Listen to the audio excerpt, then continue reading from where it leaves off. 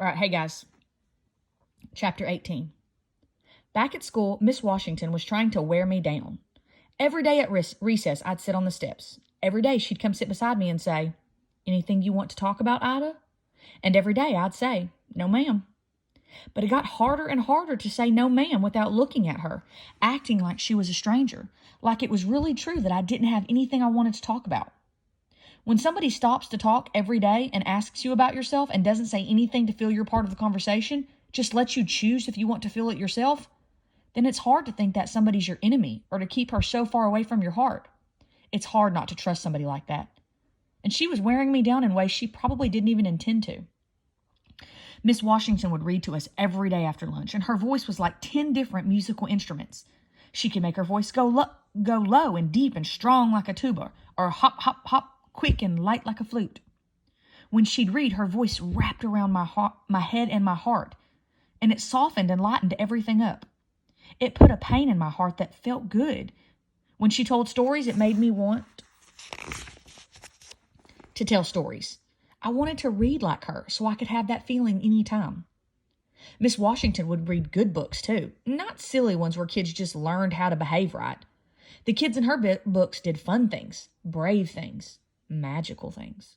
She'd walk by my desk and set a book on it. "I thought you might want to read this," she'd whisper. And I'd just leave it there, like I wasn't one bit interested. Then I'd slip it into my backpack at the end of the day. I'd take it out in my room at home with the door locked. And she was right. I did like it. A lot. But I wouldn't tell her. I practiced reading out loud like Miss Washington to Lulu and Rufus. But I did it in my room in quiet so Mama and Daddy didn't hear me. Rufus closed his eyes and looked so happy and peaceful, like I bet I looked when Miss Washington was reading.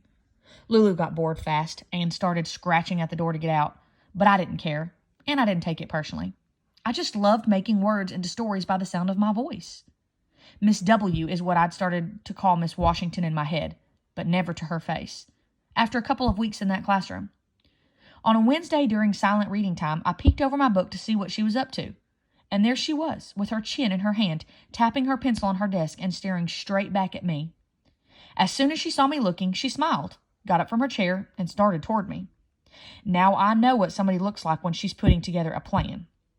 I could tell that woman was cooking up a big one, and I was the main ingredient, and I wasn't going to have any part of it, because she was what my heart had decided.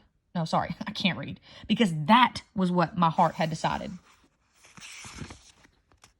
Real quick, I turned myself forward again and put my book in front of my face so I would look like I was too busy to be disturbed.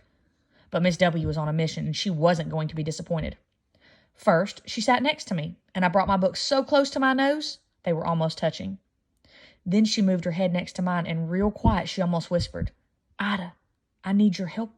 I need your help with something."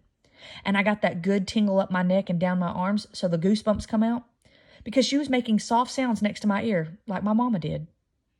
"I need you to help Ronnie learn his times tables," she said like a cat purring.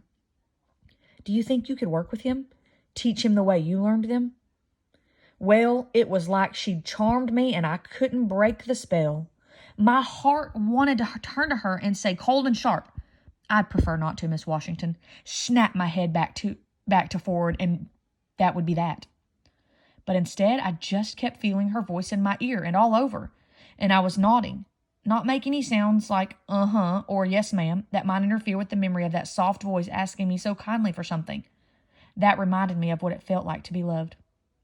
So Miss Washington's finally getting to Ida B, and she's trying to pull her out a little by a little, but yet giving her distance and time. I can kind of understand that. Okay, so that was a short one, but if we stick to one chapter every day, then we can finish it by the last day of the school. So that's exactly what I'm trying to do. So see you tomorrow. No, not tomorrow. I'll see you Monday. Have a good weekend.